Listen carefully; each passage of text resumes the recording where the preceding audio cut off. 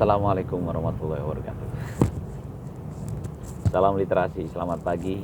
Semangatnya puisi itu nutrisi dengan segmen ngobrol sendiri. Ya, tentang sedekah.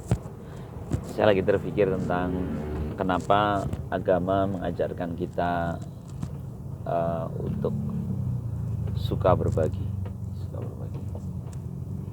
bersedekah, berinfak, berbagi apapun, bahkan ada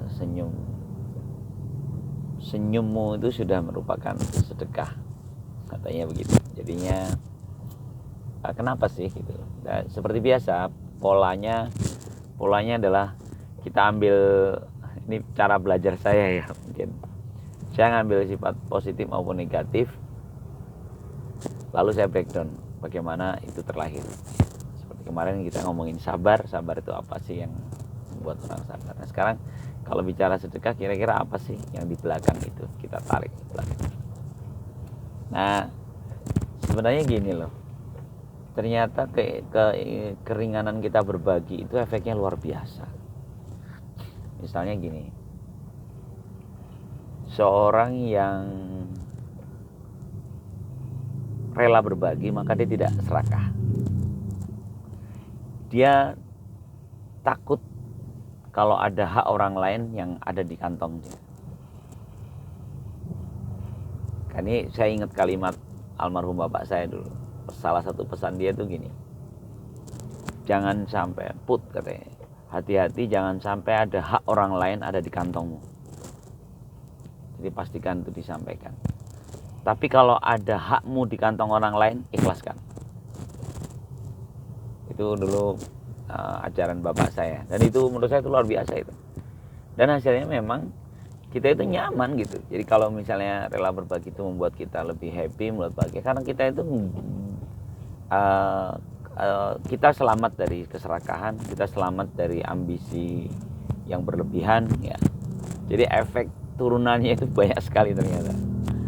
Termasuk kita bisa selamat dari sikap-sikap yang membuat harga diri kita jatuh. Misalnya ya apa namanya itu, kalau misalnya ya semacam serakah ya. Jadi kalau kita berebut sesuatu kan itu sebenarnya kalau di anak-anak kita tuh suka mengingatkan gitu, nggak boleh kayak gitu kan. Kita berebut sesuatu, ngotot mendapatkan sesuatu gitu. Padahal kenyataan setelah kita tua pun kita melakukannya gitu. Semangat betul kalau mendapatkan sesuatu dengan berebutan gitu. Dengan berebutan itu kan sebenarnya kan tindakan yang bisa mengurangi nilai diri kita gitu ya. Kalau bahasa di Jawa itu namanya merwiro itu bersikap seperti perwira gitu ya, kalau di Jawa. Kalau dalam agama itu, terminologi agama ada al-wirai. Wira itu ya menjaga diri. Dia bukan sekedar melakukan yang tidak boleh dilakukan, yang dilarang gitu, tapi dia tidak melakukan sesuatu yang sebenarnya boleh dia lakukan dalam rangka menjaga martabat dirinya. Nah, itu wirai kalau nggak salah saya gitu definisinya. Nanti boleh kalau teman-teman ada yang ngerasa saya salah dalam mendefinisikan, mohon maaf. Ini pelajaran dulu banget ya. Nah bicara tentang memberi, inilah yang kayaknya ini jadi pintu masuk dari banyak sikap terpuji lainnya. Misalnya solidaritas ya kan, terus kerukunan, toleransi,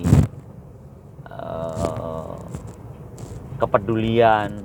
Jadi akhirnya itu mengembang kemana-mana. Kebayang kalau sikap-sikap positif seperti ini mulai kita perbincangkan dalam obrolan-obrolan kita di warung-warung kopi, di room chat, di mana memperbincangkan tentang sikap-sikap positif ini. Salah satunya adalah semangat berbagi ini. Lalu kita turunkan turunan-turunan apa aja sih yang ada di balik itu, karena ini untuk mengembangkan aja. Oh ternyata di balik semangat berbagi itu ada ini, ada ini, ada ini, ada ini. Dan itu perbincangan yang membuat sikap itu tuh tidak lagi naif gitu ya. Kan sekarang itu kadang-kadang ada kalimat begini kan, kalau kita ada yang mau, aku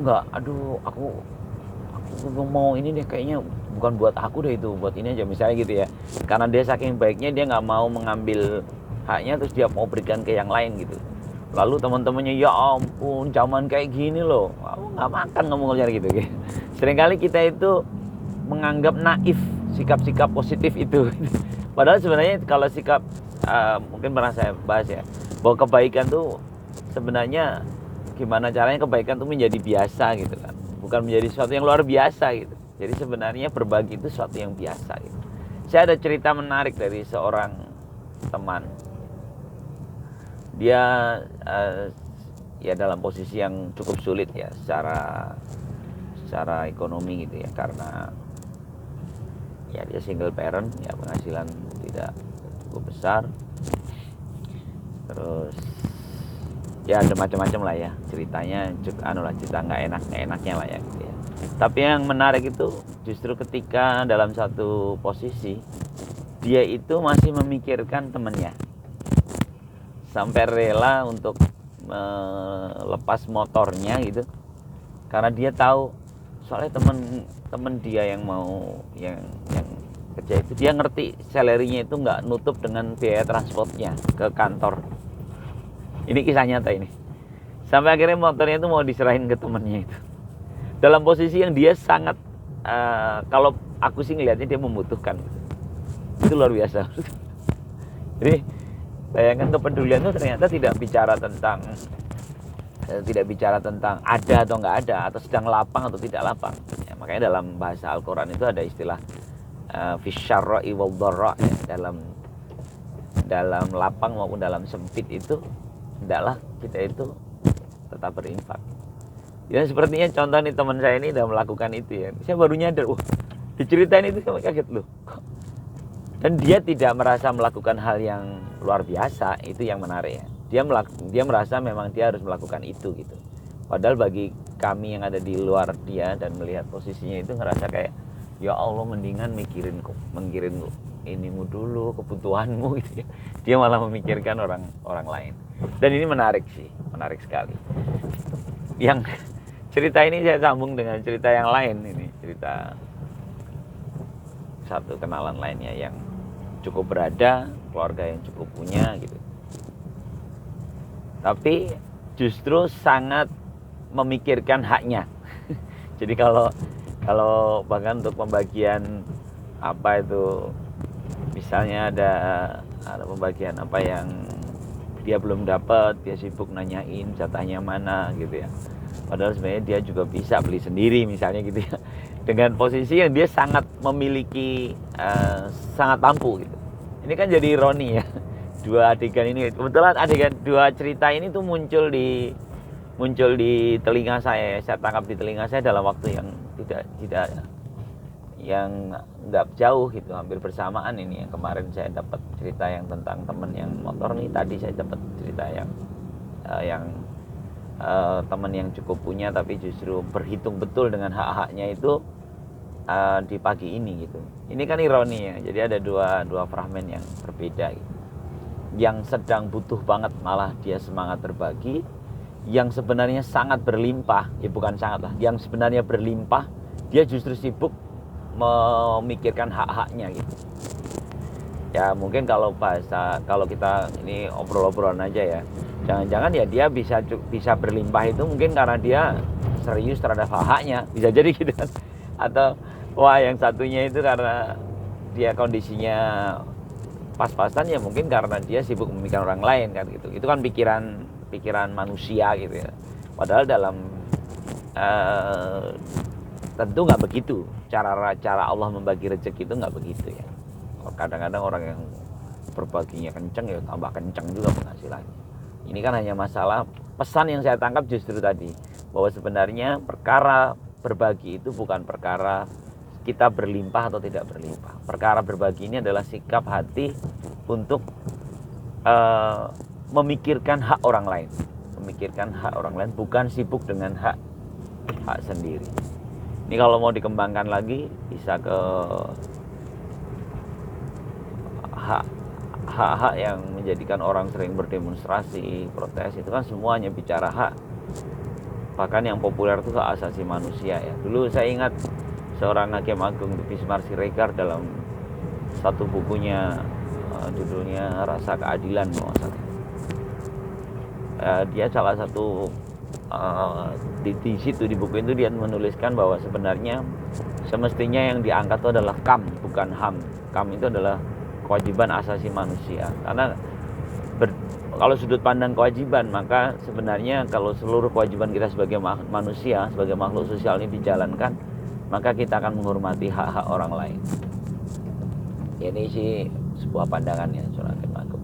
Tapi menarik sih, karena memang ketika fokus pada hak, ya bisa jadi kita justru semangat berbagi dari kelibas ya, ya. Begitulah ya pagi ini yang saya terpikir tentang semangat berbagi, sedekah, dan hak, antara hak dan kewajiban. Begitu ya, seperti matahari kalau kata lagunya Iwan Fals kan,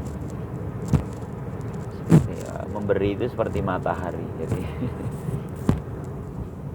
itu tenangkan hati, keinginan itu justru jadi sumber penderitaan. Itu lagunya Iwan Fals. Oke, cukup ya, terima kasih. Maaf ngobrolnya ngalor gitu, tapi semoga nggak bikin teman-teman bosan. Assalamualaikum warahmatullahi wabarakatuh. Salam literasi.